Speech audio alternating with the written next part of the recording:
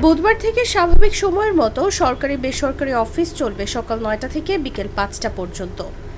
মঙ্গলবার জনপ্রশাসন মন্ত্রণালয়ের এক সংবাদ বিজ্ঞপ্তিতে এই তথ্য জানানো হয়েছে।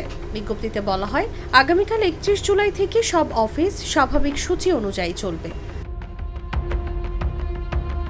কোটা সংস্কার আন্দোলন ঘিরে সহিংসতা সংঘাত ছড়িয়ে পড়লে গত ১৯ জুলাই রাতে সারা দেশে কারফিউ জারি করে সেনা মোতায়েনের সিদ্ধান্ত নেয় সরকার। পরে ২১ থেকে ২৩ জুলাই পর্যন্ত সাধারণ ছুটি ঘোষণা করা হয়।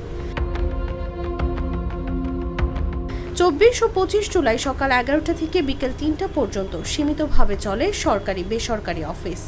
পরিস্থিতি আরও স্বাভাবিক হলে গত রবি, সোম ও মঙ্গলবার অফিস চলে সকাল ৯টা থেকে বিকেল ৩টা পর্যন্ত। সহিংসতা দমনে সরকার অভিযান চালালে গত ২২ জুলাই থেকে পরিস্থিতি স্বাভাবিক হয়ে আসে। ক্রমে বাড়ে কারফিউ শিথিলের সময়। সর্বশেষ রবি থেকে মঙ্গলবার পর্যন্ত সকাল ৭টা থেকে সন্ধ্যা ৬টা পর্যন্ত ১১ ঘন্টা কারফিউ শিথিল করা হয়েছে।